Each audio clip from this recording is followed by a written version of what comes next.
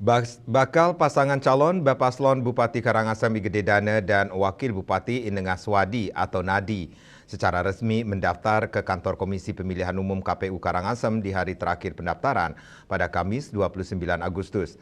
Paket Nadi yang didukung 12 partai politik parpol ini diiringi belasan seke Belaganjur dan ribuan pendukung atau simpatisan dari berbagai lapisan elemen masyarakat mendaftar ke KPU Karangasem.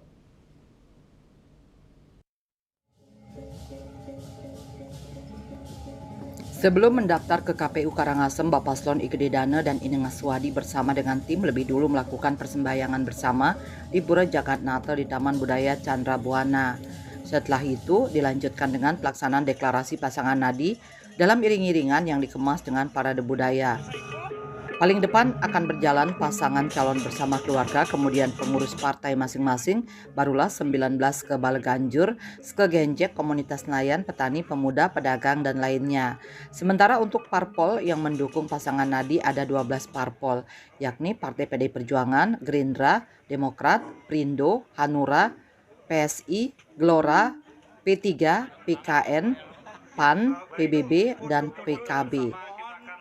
Bakal pasangan calon Bupati Karangasem I Gede Dana mengungkapkan pihaknya berterima kasih telah memberikan dukungan kepada parpol, kepada pasangan nadi untuk melanjutkan kembali program-program rakyat yang selama ini telah berjalan.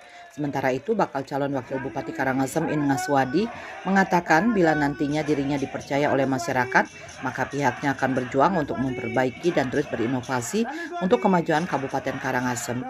Sedangkan Ketua Tim Pemenangan pasangan calon I Gede Dana Inengah Swadi Nadi Iwayan Swastika mengatakan secara administrasi pihaknya telah siap mendaftarkan pasangan Nadi ini ke KPU Karangasem. Semua administrasi dari partai pengusung dan pendukung paslon telah masuk ke sistem informasi pencalonan silon KPU sehingga nantinya proses pendaftaran tidak berlangsung lama. Eka Parananda, Bali Pos melaporkan.